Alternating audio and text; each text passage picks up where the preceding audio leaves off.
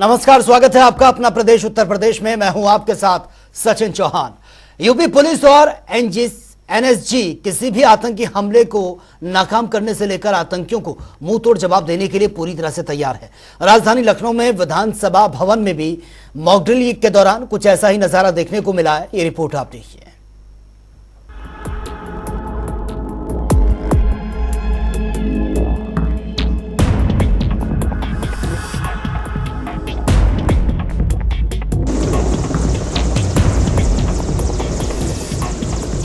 आसमान में हेलीकॉप्टर, आतंकियों के लिए तैयार होते एनएसजी कमांडो। यूपी लोक भवन में आज फिर से उस वक्त हड़कंप मच गया जब ऊपर आसमान में फिर से अचानक सेना का हेलीकॉप्टर मंडराने लगा। ये हेलीकॉप्टर लोक भवन के पास पहुंचा, जिसके बाद एक कई एनएसजी के कमांडो रस्सी के सहारे छत पर कूदे और मोर्चा संभाल लिया।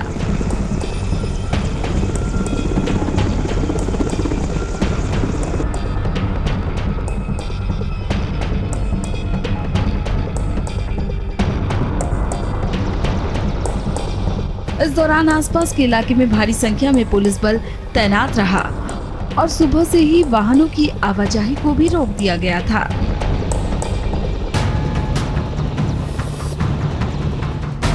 दरअसल ये सब कुछ एनएसजी और यूपी पुलिस की संयुक्त मॉक ड्रिल ऑपरेशन गांडीव 5 का हिस्सा है। ये संयुक्त मॉक ड्रिल आतंकी गतिविधियों से निपटने के लिए की गई।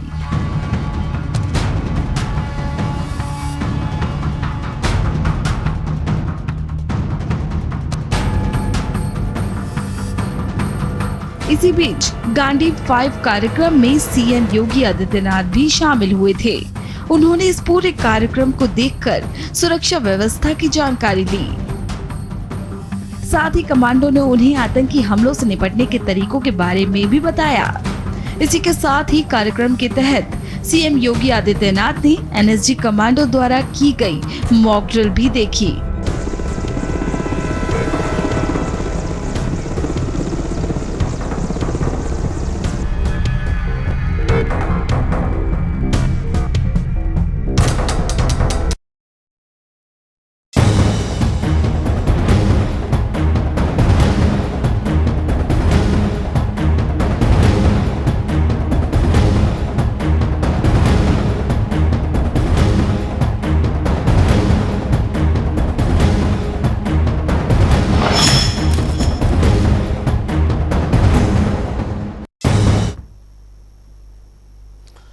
हापुड़ जिले में पुलिस और वकीलों के बीच हुए संघर्ष का मामला अब तूल पकड़ रहा है। वकीलों पर लाठीचार्ज के खिलाफ वकीलों का रोष थमने का नाम नहीं ले रहा है। टीवी स्क्रीन पर हम आपको प्रदेश के अलग अलग हिस्सों की तस्वीरें आगे दिखाएंगे। ये तस्वीरें आप देखिए। आप देख सकते हैं कि कमलबंद हड़ताल पर बैठे वकीलों ने अलग अलग जिलों में पुलिस और प्रशासन के खिलाफ प्रदर्शन किया है, नारेबाजी की है। साथ ही पुलिस प्रशासन का पुतला फूंका। कई राजनीतिक दल भी अब वकीलों के समर्थन में उतर आए हैं। हड़ताल पर बैठे वकील लगातार हापुड़ एसपी और डीएम के तबादले के साथ ही वकीलों पर लाठीचार्ज करने वाले दोषी पुलिसकर्मियों पर सख्त कार्रवाई की मांग कर रहे हैं। साथ ही वकीलों पर दर्ज मुकदमों को वापस लेने की मांग भी की जा रही है। तस्वीरें आपके सामने हैं।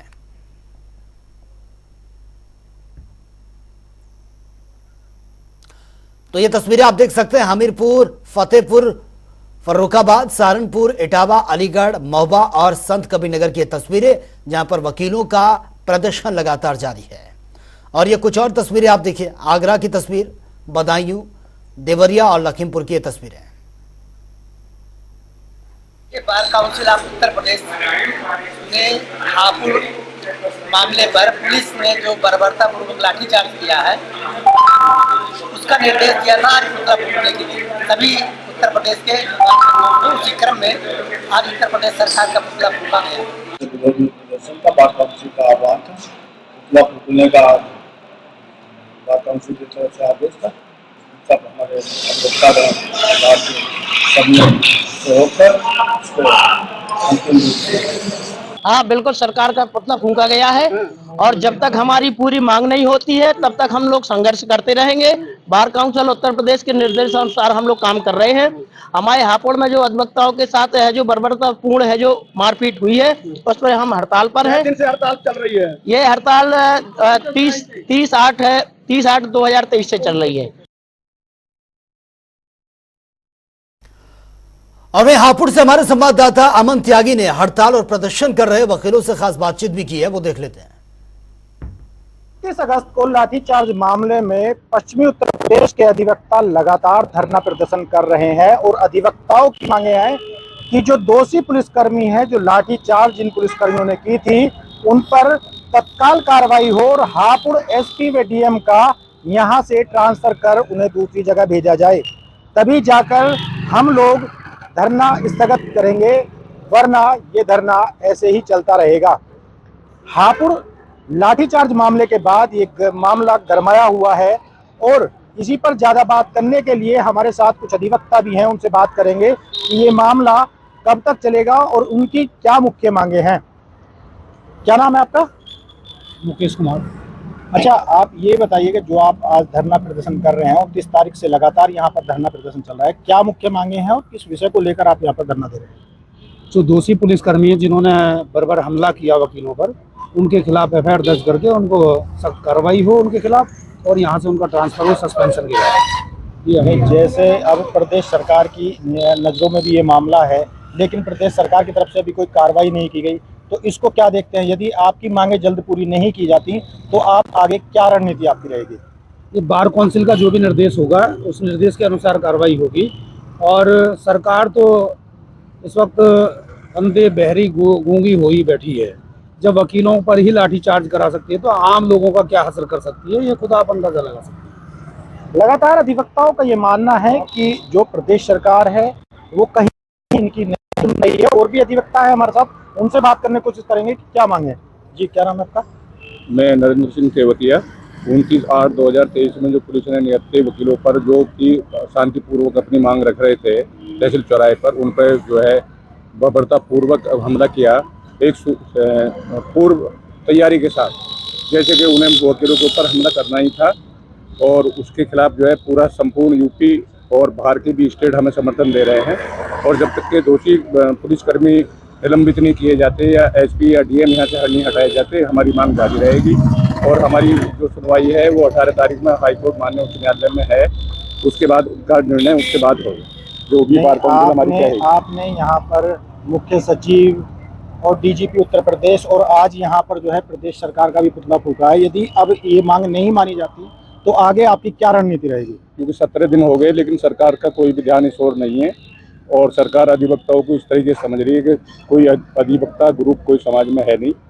तो इसलिए हमारा जो मकसद है वो सरकार की आगे खोलना भी है और यदि सरकार नहीं मांगेगी तो हम आगे भी पुतले फूकेंगे, चौराहे पे ले जाके फूकेंगे। तो लगातार कहीं ना कहीं अधिवक्ताओं का यही कहना है और काफी रोष अधिवक्ताओं में दिखाई दे रहा है और उनका साफ तौर पर यही कहना है कि जब तक दोषी पुलिस कार्रवाई नहीं हो जाती और जो अधिवक्ताओं पर जो मुकदमा दर्ज है वो वापस नहीं लिए जाते और हापुड़ एसपी और डीएम का ट्रांसफर यहां से नहीं किया जाता, तब तक वो धरना ऐसे ही चलता रहेगा। और वही इंडिया अलायंस की कोऑर्डिनेशन कमेटी की पहली बैठक नई दिल्ली में हुई है, जिसे लेकर उप मुख्यमंत्री केशव प्रसाद मौर्य ने जमकर निशाना साधा। इंडिया अलायंस पर तंज कसते हुए केशव प्रसाद मौर्य ने कहा कि इसकी हालत ठीक वैसी है जैसे एक अनार 100 बीमार। उन्होंने कहा कि जैसे तराजू में कोई मेंढक रखकर नहीं तोल सकता, वैसे ही ये विपक्षी गठबंधन भी एकजुट नहीं रह सकता। साथ ही केशव प्रसाद मौर्य ने 2024 में एक बार फिर से एनडीए की सरकार बनने का दावा भी कर दिया है। एक ही बात लग रही है कि 2024 में 80 में से 80 सीटें भाजपा गठबंधन जीतेगा। सपा और बसपा और कांग्रेस या कोई दल मिला करके भी उत्तर प्रदेश में खाता नहीं खोल पाएंगे। तीसरी बार मोदी सरकार बनेगी। देखिए, एक क्रिकेट का मैच होता है, उसमें 11वें प्लेयर के रूप में कोई अगर आता है तो वो क्या होता है, कोई को चोट लग जाती है तो वो कैच वैच एक ले लेता है, तो सोचता है कि मैं बहुत बड़ा खिलाड़ी हूँ। मैं यह मानता हूं कि यह गठबंधन वैसे है जिसमें एक अनार 100 बीमार, जहां प्रधानमंत्री पद के इतने दावेदार हैं कि हर बैठक में कोई ना कोई, जैसे तराजू में मेढक रख करके कोई तौलना चाहे नहीं तौल सकता है, वैसे यह विपक्षी गठबंधन भी एकजुट नहीं रह सकता, ये आपस में लड़।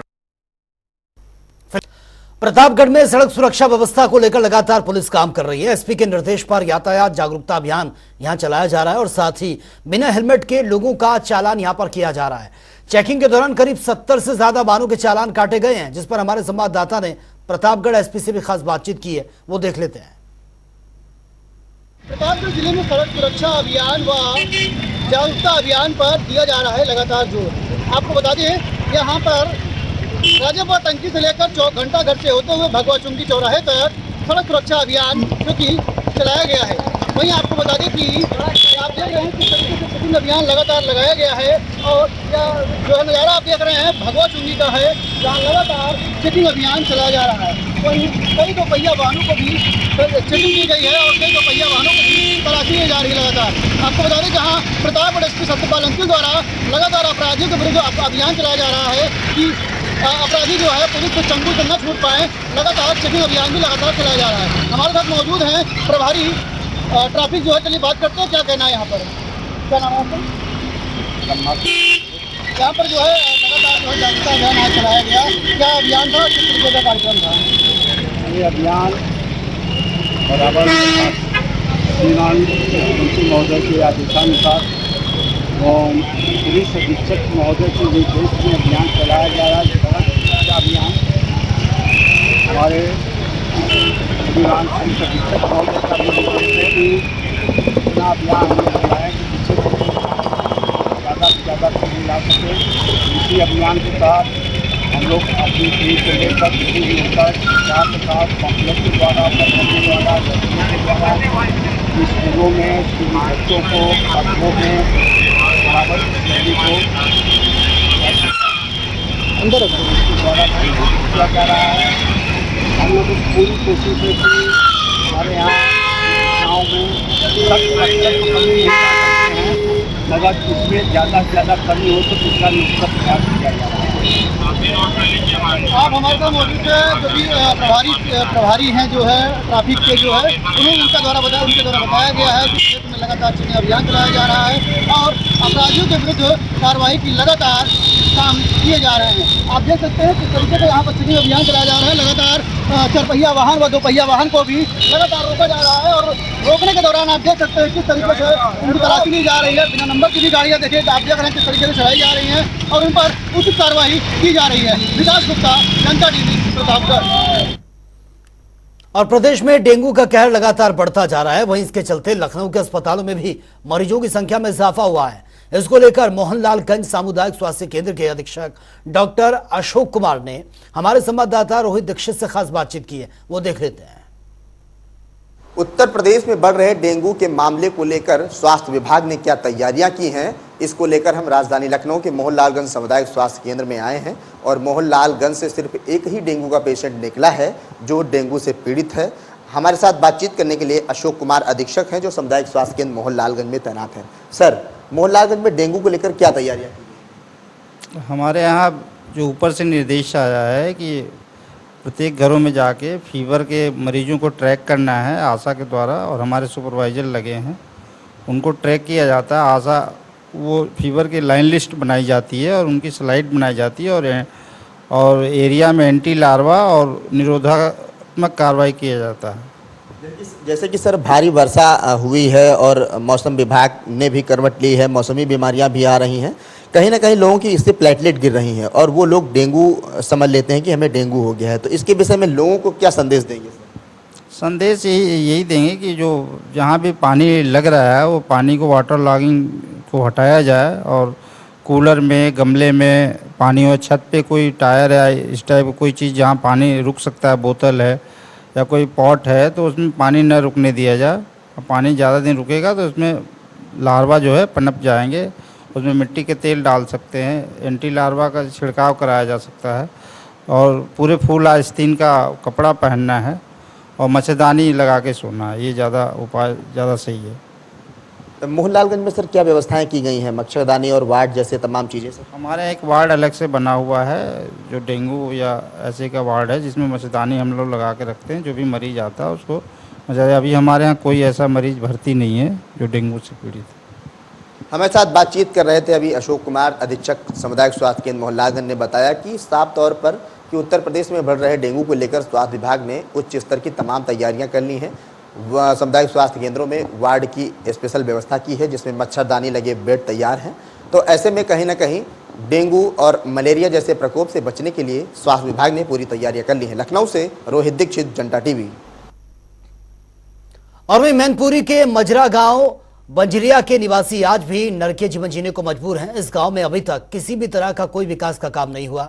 वहीं बरसात के मौसम में गांव में जल भराव की स्थिति पैदा हो जाती है, लेकिन कागजों में विकास के काम दिखाकर सरकार से जो पैसे लेने की प्रक्रिया है वो लगातार जारी है। दरअसल ग्राम प्रधान और अधिकारियों ने कागजों में नाली, खड़ंजा और इंटरलॉकिंग के साथ ही कई विकास के काम यहां पर दिखाए हैं।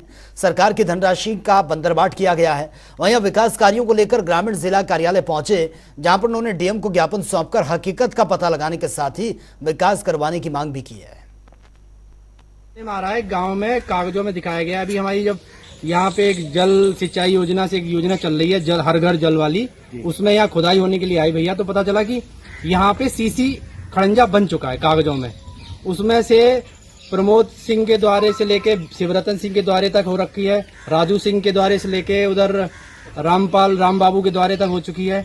और इस तरह से ये सब उसमें कागजों में आ रहा है। और ये जो ठेकेदार आया था उसने ये बताया कि भैया हम तो बहुत तैयारी से आए थे, मशीनें लेके क्योंकि हमें पता चला बंजरिया में सीसी खड़ंजे हैं, क्योंकि उसे तोड़ने में हमें दिक्कत होगी, इसलिए हम बड़ी तैयारी से आए थे, लेकिन यहाँ कुछ है ही नहीं। तब हम लोगों के नॉलेज में आया कि यहाँ कुछ काम हुआ ही नहीं है। आज हम जिला अधिकारी से भी मिलके आए हैं, आज हम गाँव वासी सब लोग गए थे, और ये पूरा गाँव नरक हो रखा है। ये 21वीं सदी में हम लोगों को नजरअंदाज किया जा रहा है, बुरा हाल हो रखा है। तो ना तो कोई रास्ता है, ना कोई रोड है, ना सीसी खड़ंजा दिखाया है वो भी नहीं है, ना पानी निकलने की कोई रास्ता है। कागजों की अगर जो बात करें तो कागजों में क्या दर्शाया है? कागजों में दिखाया गया है हर जगह जो है सीसी खड़ंजा पड़ा हुआ है, वो कहीं भी नहीं है। यहाँ कहाँ तक लेके प्रमोद के घर से शिवरतन के घर तक, अशोक के घर से, इंद्रपाल के घर से अशोक के घर तक, इधर राजू के घर से, और वो बाबूराम पाल के घर तक, बाबूराम के पाल के घर से लेके लाला के घर तक, लाला के घर से स्कूल तक। लेकिन पढ़ा कहाँ तक है? कहीं नहीं पढ़ा, एक भी कहीं सीसी नाम की कोई चीज ही नहीं है यहाँ पे। तो क्या ग्राम प्रधान ने ये सारे दर्शाकर ग्राम प्रधान ने ये सब दर्शा के यहाँ घोटाला करा है इसका। इसमें कोई गाँव में आज तक कोई विकास कार्य नहीं हुआ, सीसी दिखाया वो कोई सीसी कार्य नहीं हुआ है। तो चलिए बात होगी 75 जिले 75 बड़ी खबरों की। हापुड़ में सपा विधायक को महापंचायत में बिना अनुमति आने से रोका गया, पुलिस के साथ नोकझोंक, समझा बुझाकर वापस भेजा गया। वाराणसी के काशी में पहुंचे G20 के डेलीगेट्स, दशवा मेघ घाट के विश्व प्रसिद्ध गंगा आरती में आनंद लिया। चंदौली में गंगा कटान मुक्ति जनसंपर्क यात्रा का शुभारंभ, मां गंगा की आरती के बाद निकाली गई जनसंपर्क यात्रा। मिर्जापुर में कैश वैन लूट में मारे गए गार्ड के परिवार को दी गई आर्थिक सहायता, सपा प्रतिनिधि मंडल ने डीएम को सौंपा था ज्ञापन। मिर्जापुर में तेजी से बढ़ रहे हैं डेंगू के मामले, हर दिन करीब 700 बुखार से पीड़ित मरीज अस्पताल पहुंच रहे हैं। अमेठी में हापुड़ में वकीलों पर लाठीचार्ज के विरोध में अधिवक्ताओं का जमकर प्रदर्शन, सरकार के खिलाफ पुतला फूंका। फर्रुखाबाद में 4 वर्षीय बच्ची के साथ दुष्कर्म और हत्या मामले में पुलिस ने बड़ा खुलासा किया, 24 घंटे के भीतर आरोपी को गिरफ्तार किया। पीलीभीत में एक अंतर्राष्ट्रीय तस्कर को पुलिस ने गिरफ्तार कर लिया, मौके से 3 किलो अफीम और अवैध तमंचा बरामद। प्रयागराज में सरयू एक्सप्रेस में महिला पुलिसकर्मी से दरिंदगी, हाईकोर्ट में सुनवाई, अधिवक्ता उच्च न्यायालय ने रखा अपना पक्ष। शाहजहांपुर में बिजली की समस्या के समाधान को लेकर विधायक ने लगाया कैंप, बिजली से जुड़ी समस्याओं का निस्तारण किया गया। बहराइच में पुलिस को मिली है बड़ी सफलता, लगभग 3 करोड़ की चरस के साथ 3 तस्करों को किया गिरफ्तार। फतेहपुर में आधुनिक युग के चलते घरों से विलुप्त हो रही है बुनाई गई चारपाई, भूखमरी की कगार पर है व्यापार में शामिल कार्यक्रम। लखनऊ में प्रदेश के स्टाम्प पंजीयन राज्य मंत्री रविंद्र जायसवाल ने की है प्रेस कॉन्फ्रेंस, गिफ्ट डीड और विभागीय योजनाओं पर गिनवाई सरकार की उपलब्धि। लखनऊ के आलमबाग बस अड्डा और प्लासियो मॉल के पास पुलिस संग एनएसजी टीम ने मॉक ड्रिल किया है।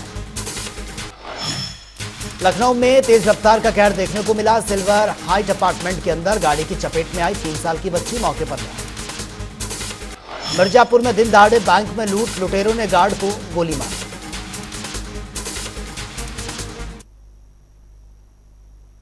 तो फिलहाल इस बुलेटिन में मेरे साथ इतना ही, लेकिन तमाम खबरों के लिए आप बने रहिए जनता टीवी के साथ। नमस्कार।